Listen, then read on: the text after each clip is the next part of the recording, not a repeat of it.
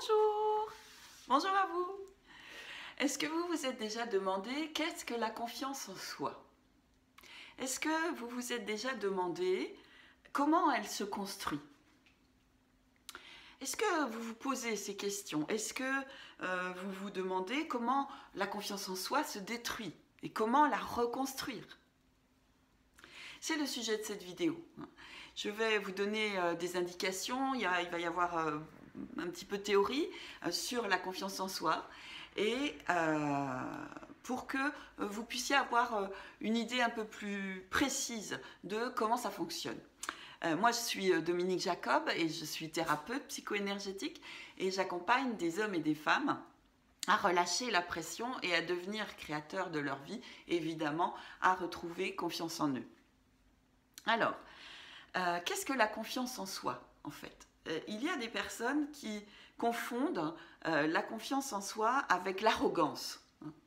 La confiance en soi n'a absolument rien à voir avec l'arrogance. La confiance en soi, c'est être en paix avec soi et être sûr de ce qu'on sait faire, de ce qu'on peut faire et de ce qu'on ne peut pas faire aussi. Il y a une espèce de tranquillité à l'intérieur. Et particulièrement, on sait qu'on a confiance en nous, de manière plus générale, je vais dire, quand on est dans des situations différentes et qu'on est à peu près à l'aise pour œuvrer dans ces situations différentes. C'est ce qu'on appelle dans mon jargon sortir de sa zone de confort. C'est quelque chose qui est parfois difficile, mais c'est difficile parce qu'il y a une peur du changement, parce qu'il y a une peur de ne pas y arriver. Et de ne pas trop savoir, ou c'est pas très confortable, voilà. Et donc, la confiance en soi, c'est ça, c'est être sûr de soi, être sûr de réussir, et c'est de soi à soi. Alors que l'arrogance, c'est plus en lien, c'est plus de soi à l'autre. C'est moi je suis mieux que toi, c'est voilà quelque chose plutôt comme ça. Alors que la confiance en soi, c'est bon bah ok, ça je sais faire. Ouais, c'est bon, tu peux me donner ça à faire, ou oui, je vais pouvoir changer ça, voilà. Surtout, vous pouvez laisser des commentaires en dessous de la vidéo si ça vous fait réagir, ce que je vous dis. En fait, la confiance en soi, c'est être en amour avec soi. C'est vraiment être en amour avec soi. Et c'est quelque chose qui se construit. C'est quelque chose qui se construit quand nous étions enfants. Si nos parents nous disaient, nous valorisaient, nous félicitaient, nous valorisaient ou nous félicitaient, alors on a acquis de la confiance en soi. Si les choses qu'ils nous demandaient n'étaient pas au-delà de nos capacités proportionnellement à l'âge, alors on était dans la réussite. Et ça génère de la confiance en soi.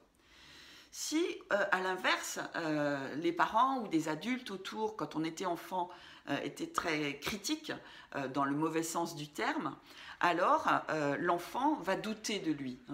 En fait, ce qui se passe, c'est que l'enfant qui est beaucoup critiqué ne va pas cesser d'aimer ses parents, il va cesser de s'aimer lui. En fait, c'est ça le problème. Et du coup, la confiance en l'enfant n'a plus confiance en lui. Et ça, après, ça se perpétue tout au long de la vie si la personne ne fait pas un travail sur elle. Oui, c'est un vrai travail. De reconstruire, de rebâtir cette confiance en soi. Et ça, je donnerai des éléments plus concrets là-dessus dans d'autres vidéos sur comment on rebâtit, je donnerai des documents, comment on rebâtit la confiance en soi. En fait, ne pas avoir confiance en soi, c'est être en désamour avec soi. C'est ne pas s'aimer. Et donc, c'est reprendre confiance en soi, c'est réapprendre à s'aimer. Devenir son meilleur ami, devenir sa meilleure amie, c'est se parler avec bienveillance, c'est s'encourager, c'est se soutenir. Et tout ça, ça aide vraiment. Et ça construit la confiance en soi. Et ça l'entretient. C'est quelque chose qui s'entretient aussi. Une autre manière de perdre la confiance en soi aussi, c'est de vivre des événements traumatiques. Hein. C'est quelque chose qui nous atteint profondément. Après, ça dépend des événements traumatiques, mais s'il y a de la violence ou s'il y a, je pense notamment aux violences sexuelles, qui est un sujet très délicat, que ce soit un homme ou une femme, il y a une perte de confiance très importante, que ce soit dans l'enfance ou après. Et donc,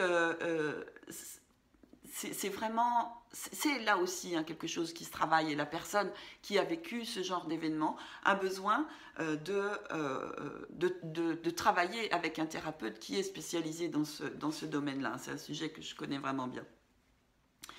Ça peut être aussi, voilà, les événements qu'il y a actuellement, ça peut être aussi ce contexte particulier hein, avec la pandémie, avec le confinement, avec tout ça, une source de perte de confiance.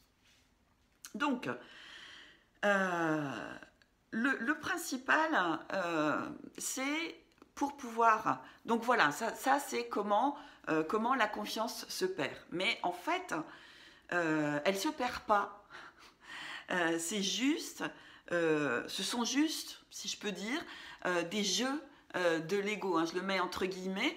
Ce sont des jeux du mental et des jeux de l'ego. En fait, le mental, hein, c'est comme un ordinateur hein, qui va générer des pensées en fonction de l'ego. L'ego, c'est tous les personnages qu'on construit au cours notamment de notre enfance. Hein. Mais après, c'est la femme que je suis, la fille que je suis, la sœur que je suis, la professionnelle. Voilà, tout ça, ce sont des personnages. Mais ça n'est pas qui je suis. Et puis, dans ces personnages, il y a aussi la victime, celle qui dit « Oh, j'ai vraiment pas de chance, il m'arrive que des malheurs. » Et voilà, c'est possible hein, que la personne, elle vive beaucoup de choses difficiles.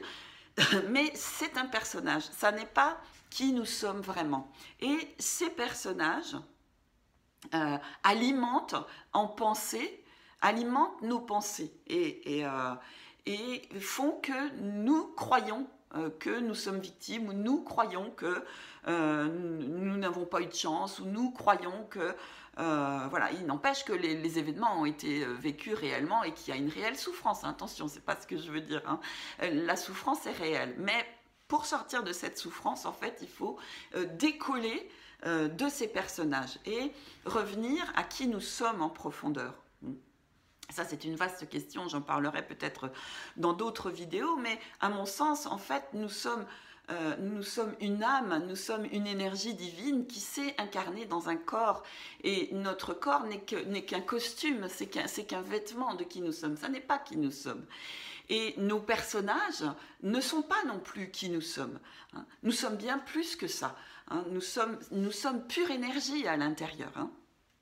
Et donc, ce qui est important pour pouvoir sortir de cette problématique du manque de confiance en soi, c'est de revenir à l'être profond, de revenir à l'âme, et d'arrêter d'écouter et d'alimenter hein, toutes ces pensées qui sont véhiculées, qui sont créées par le mental et alimentées par les personnages de l'ego.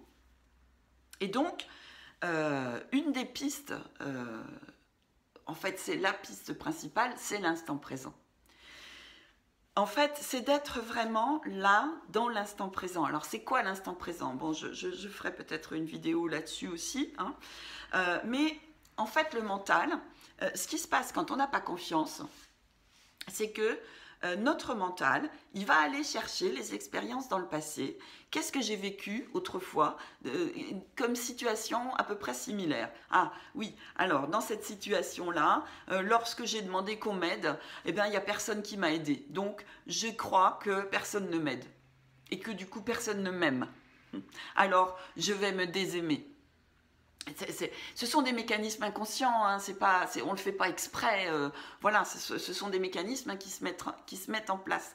Mais c'est intéressant de regarder quand vous avez besoin d'aide, par exemple, de vous dire, mais qu'est-ce que je suis en train de me raconter par rapport à ça hein Si vous avez besoin de faire quelque chose, par exemple, je ne sais pas, faire un nouveau plat de cuisine ou de conduire une nouvelle voiture. Qu'est-ce qui s'est passé dans le passé quand j'ai voulu faire un plat, que j'ai voulu innover? Ah bah ouais, c'était raté, c'était vraiment pas bon, tout le monde m'a dit que j'étais une mauvaise cuisinière, ou alors sur la voiture, ah bah oui, la dernière fois que j'ai pris une nouvelle voiture, je suis rentrée dans un mur et du coup, ben voilà, à chaque fois que j'ai une nouvelle voiture, je fais vraiment super gaffe parce que je sais de quoi je suis capable. Vous voyez, ça c'est tout le discours de l'ego et des différents personnages qui nous racontent des blablabla, des bêtises en fait. Hein. Parce que c'est pas parce que ça s'est passé dans le passé, c'est pas parce que c'est comme ça que ça s'est passé autrefois que ça va se reproduire après. En fait, c'est ça que fait le mental. Il va chercher nos expériences dans le passé et puis il imagine que dans le futur, ça va être pareil. Non, pourquoi? Il n'y a pas de raison. C'est pas parce que vous vous êtes piqué une fois à une rose que vous êtes obligé de vous piquer à chaque fois. C'est pas obligé. Au contraire, vous pouvez juste humer le parfum de la rose, sans même la toucher. Et c'est vraiment de ça dont il s'agit. Être dans l'instant présent, c'est arrêter de regarder dans le passé comment ça s'est passé autrefois et arrêter de projeter le futur désagréable par rapport au passé. Donc c'est comme si on se crée, on se programme un futur négatif parce qu'on a été malheureux. Donc c'est une bonne manière de se rendre malheureux. Et donc on tourne en boucle avec ça. Hein, j'ai été malheureuse, on m'a fait ci, on m'a fait ça, on m'a maltraité. Et du coup je me maltraite parce que je me dis que je ne le mérite pas, par exemple. Hein, ça c'est encore un jeu de l'ego. Et donc, c'est vraiment de revenir dans l'instant. Et comment on revient dans l'instant, ça je développerai. Hein. C'est un travail que je développe énormément dans mon travail avec le life art et avec la danse, hein, ou en méditation. Dans les méditations que je guide, c'est comment je reviens dedans, comment je reviens à l'intérieur et comment j'arrête ce flot des pensées qui me disent des bêtises. Et c'est de revenir au corps. Il faut revenir au corps, il faut revenir aux sensations, il faut revenir à nos sens. Hein. Et donc, c'est vraiment de revenir, par exemple, si on va sur le visuel, voilà, j'ai un stylo, là, voilà, c'est bleu, il y a du blanc, il y a un petit truc, là, et puis il y a la mine qui sort. Et là, on est dans l'instant présent. Hein. Mais c'est tout simple, en fait, hein, ça peut être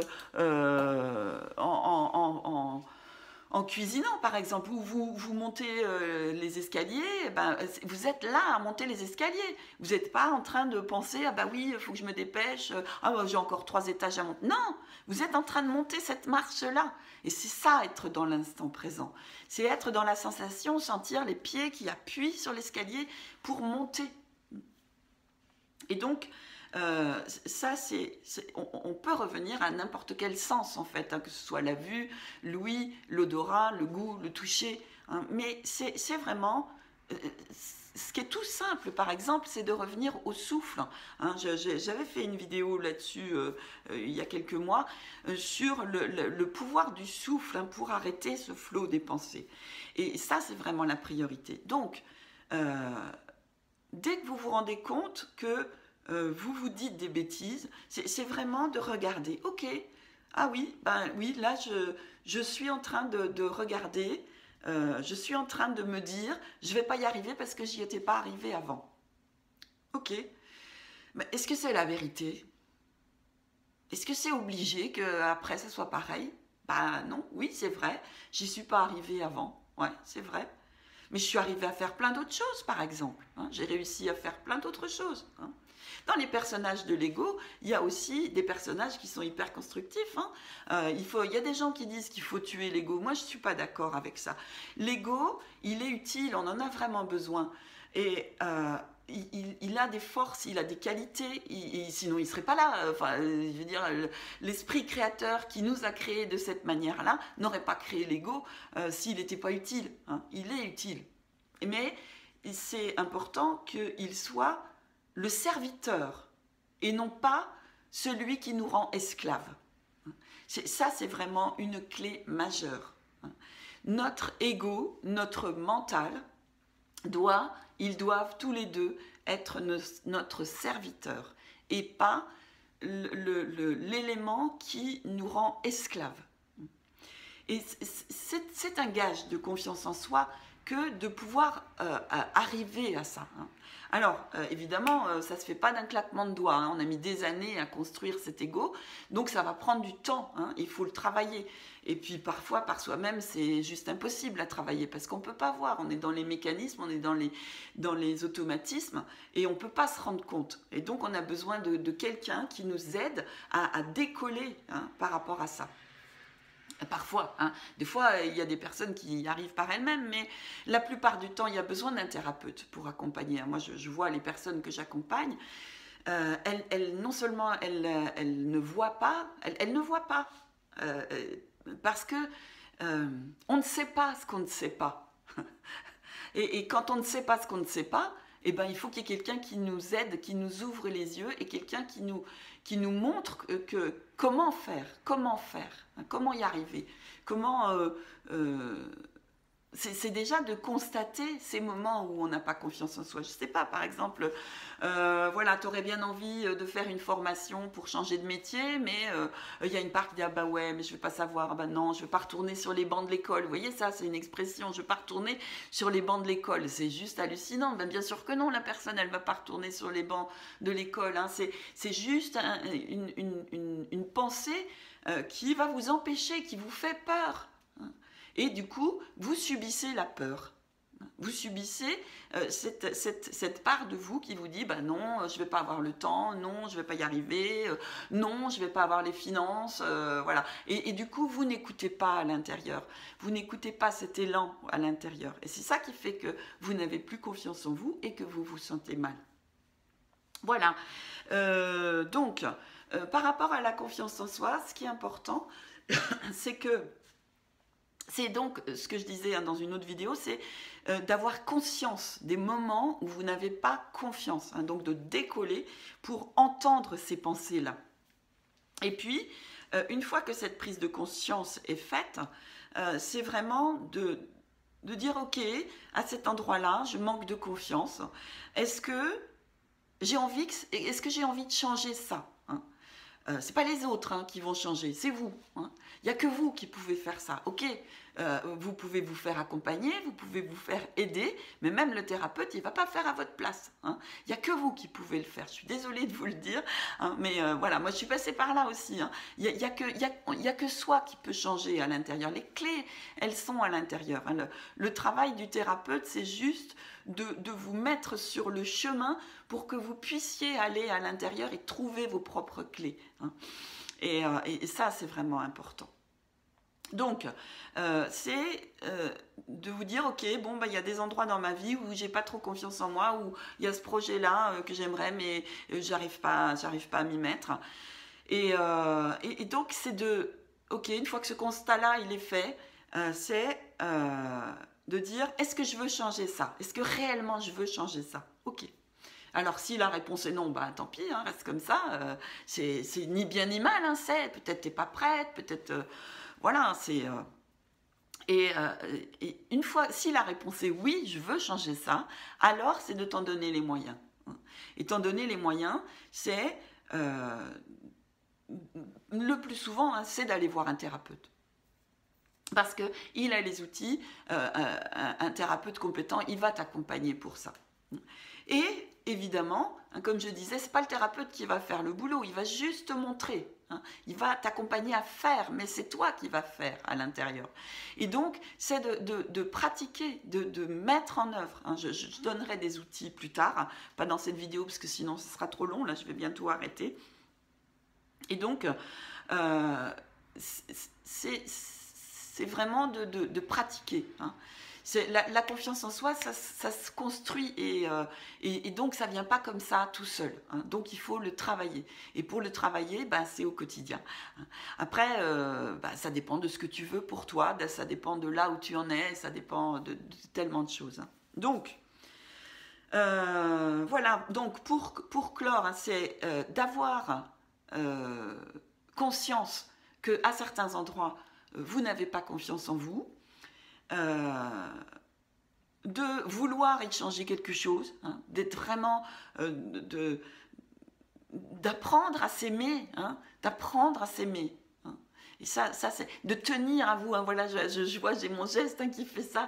C'est comment vous tenez à vous, comment vous vous aimez vous, hein, pour arriver à être plus heureux, à être mieux à l'intérieur. Et puis, c'est de trouver les outils, hein. Alors après, ça peut être Internet, ça peut être un thérapeute, ça peut être, voilà, trouver les outils qui vous vont à vous, hein, et de pratiquer, pratiquer, pratiquer. Voilà. Écoutez, moi j'ai vraiment à cœur, hein, de transmettre tout ça. Et puis, si cette vidéo a suscité pour toi, pour vous, des questions, des interrogations, des commentaires, merci, hein, de me laisser des commentaires, parce que ça va m'aider à répondre aussi, hein. Comme ça va me permettre de répondre, hein, dans d'autres vidéos à vos interrogations, à vos commentaires, à vos difficultés. Partagez, partagez, partagez, hein. Et puis, si vous pensez que cette vidéo peut être utile à des gens que vous aimez, alors partagez-la à 3 personnes. Ça ne sera que mieux. Ces vidéos, elles sont faites pour être partagées. Je vous dis à très bientôt. Au revoir.